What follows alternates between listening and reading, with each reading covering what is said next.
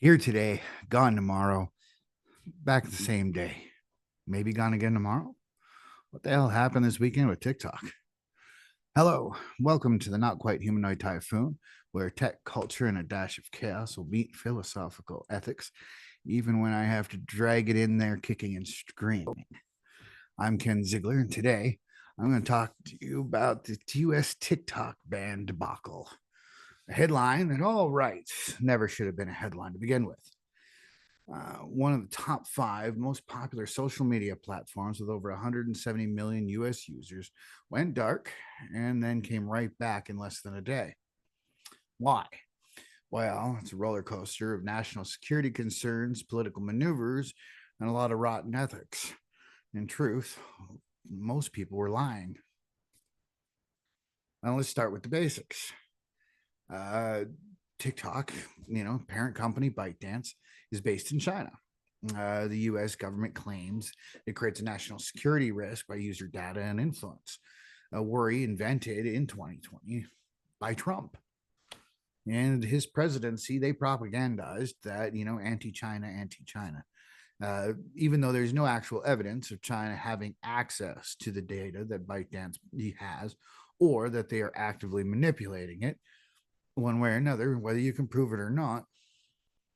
That's what the claims are.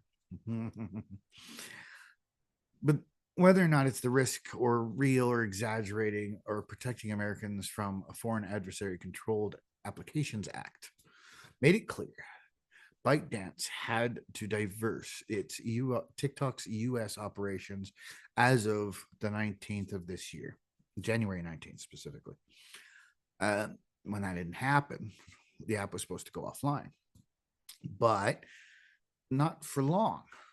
The former and now president again, Donald Trump, announced to issue an executive order that granted ByteDance a 75-day extension, effectively keeping TikTok live while negotiations continued.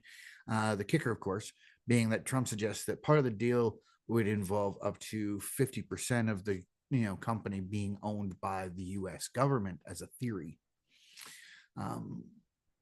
Or U.S. based affiliates, conglomeration of sycophants, etc., etc. It raises ethical questions rooted in virtue ethics, for starters, Kantian principles. Was the decision driven by the integrity of a universal moral standard or by the self serving agendas? The argued claim about China using the data of its own ends mostly comes from those who overlook that Meta did it, right? A US based tech giant that had already been guilty of foreign governments' control over our data. Uh, we all just happen to forget about Cambridge Analytica. Now, was the decision driven by integrity or by a universal moral standard or a self serving agenda? If the US government or its affiliates owned a significant chunk of TikTok, does it blur the line between protecting national security or profiting from regulation?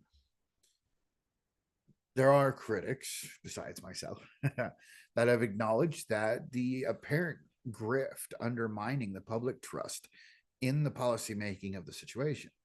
Uh, which, I mean, after 2016, who has any trust in government policy, especially in the United States of America? Biden left office with a 37% approval rating.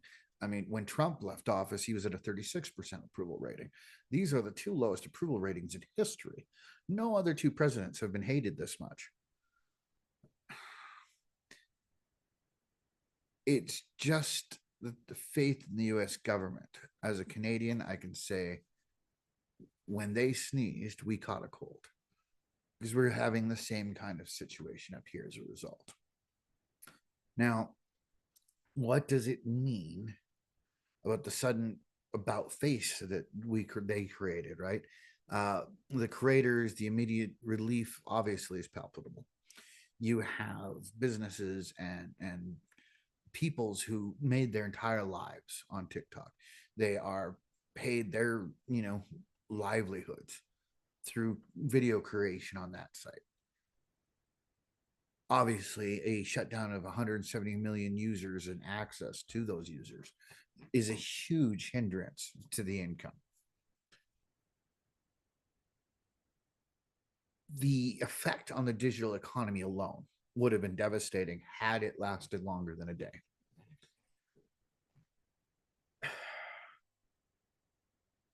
But the uncertainty around TikTok's future currently, because it was only a 75-day extension granted, when originally Trump had promised a 90-day extension. So that's 15 days less than he originally promised. There might be something to that. I mean, only time can really tell on that one. I can't predict the future. I can only be cynical about it. But the uncertainty around it has this chilling effect that's going to extend beyond just TikTok. Digital platforms, as a general rule, are going to be affected. Digital investment is going to be massively affected by something like this. What foreign entity is going to want to create anything that could allow one of the biggest markets in the world to just outlaw it because they don't own it? That's what that really, I mean, really, well, that's what we're talking about here, is that the US government feels they have the right to own all tech. Otherwise, the tech doesn't get to be anywhere near them. How problematic is that? Time and time again, we've proven the immorality, the immorality and the ethical quandaries, even the self-harm that comes from isolationism. Be it an individual or a group of people, especially a country, can come to an end by refusing trade, by refusing information access, from refusing to share. So when you're going to get cut off from the rest of the world because you decide you have to own everything, look what happened with Venezuela. That's what they argued. Now nobody does business with them. You know, Venezuela used to be a really nice place.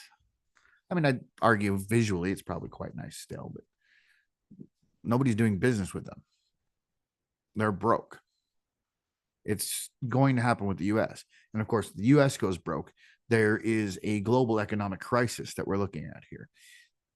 With all the other politics aside, just this alone, with the ramifications of the TikTok ban, whether it was Trump becoming president or not, even if it was Harris that was elected, this is a problem, because they're saying that unless we own it, you don't get to play here.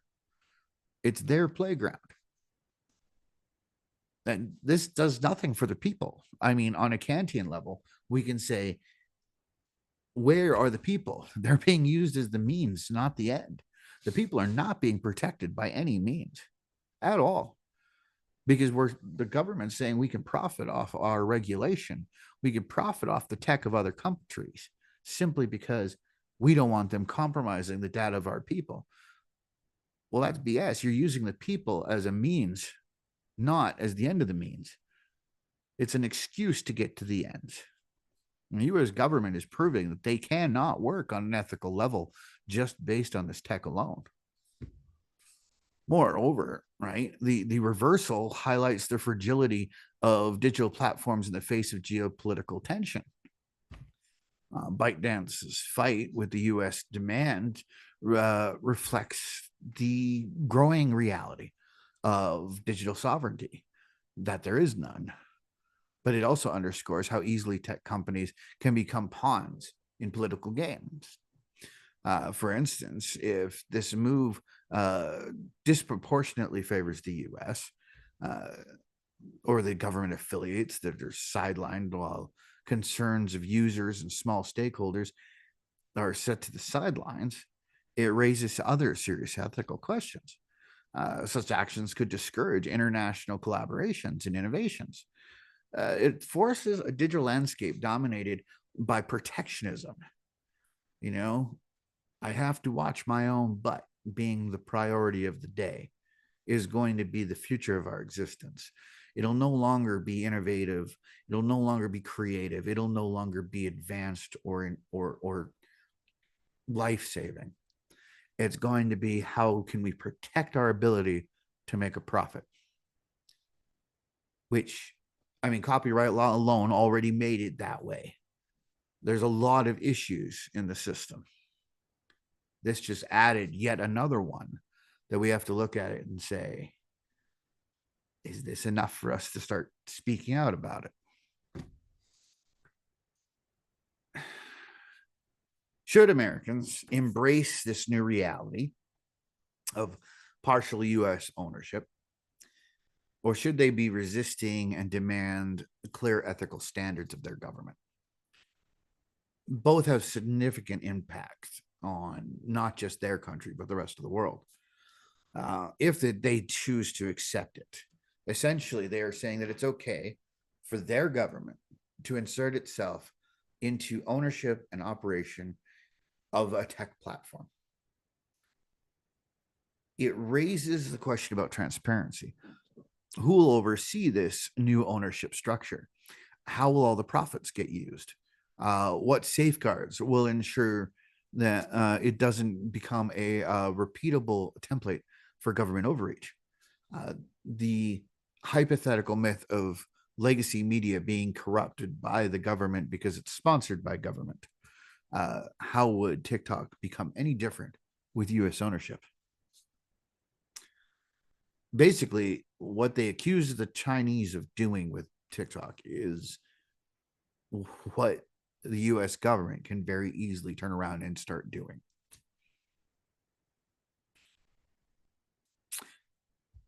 And what about the government, the argument over the creator space too, right? The obvious influence over who's elected clearly shows how effective social medias are at protecting its users. And I don't mean the fake free speech arguments, right? I mean the safety and security of users and their families because of fake free speech arguments. It's highly unethical to claim you have the freedom to threaten, harm, or drive someone to self-harm because your speech is more valuable than their lives. Now, if the Americans decide to resist and take a stand against what many are seeing as a corrupted concept disguised as regulation, Trump's promise to save TikTok is clearly a calculated move to curry favor in a manufactured social crisis, while securing the financial benefits, probably for himself. But it would give benefit of the doubt for U.S. entities. From a virtue ethics standpoint, this move lacks the moral integrity needed to build any public trust. Instead of fostering an ethical framework in tech regulation, it just made everything more chaotic. Ultimately, the question here is, are we willing to compromise the transparency and fairness for the sake of keeping a platform alive? Or should we demand a system that prioritizes the ethics over the politics, no matter the short-term inconvenience? And why, as any other nation, observed this happening and allowed it to continue? As a Canadian, I have to question why no official in our country spoke out against the clear abuse to the capitalist ideals that the U.S. claims to have, but then stomps all over ByteDance just because they don't like the owner.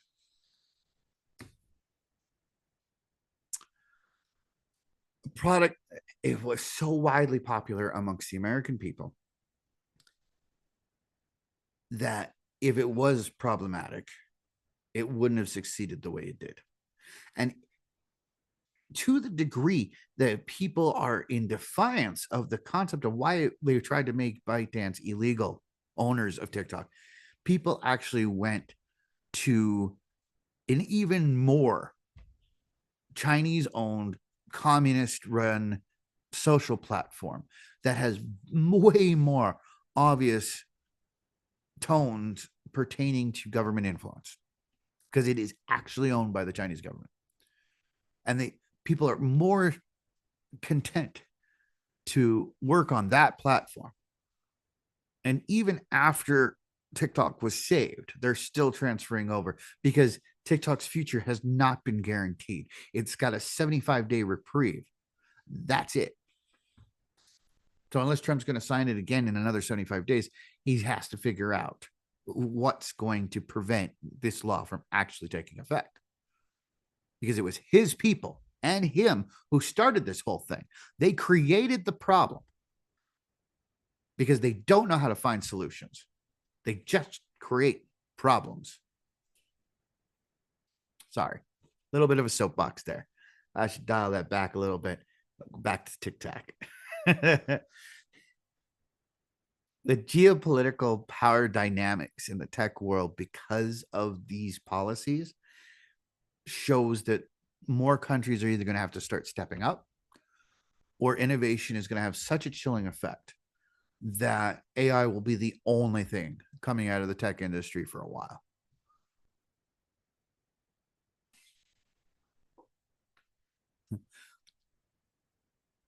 The TikTok ban and the rapid reversal highlight a critical need for ethical governance, especially in tech. Whether you're pro-ban, anti-ban, or somewhere in between, the one thing I find is very clear. Transparency, accountability, and fairness, they have to be the forefront for the decisions made in the tech field. They keep saying that tech is one of the most unethical industries in the world. When are we going to start changing that? At what point will the American voting population recognize such blatantly manufactured social crises in order to attempt favor that just results in further exploitation of the people? I'd love to hear your thoughts down below. Tell me what you think of the TikTok ban or anything else that was brought up today. Thanks for listening. So don't forget to like, comment, and subscribe. Thank you for listening, and join us next time on the Not Quite Humanoid Typhoon.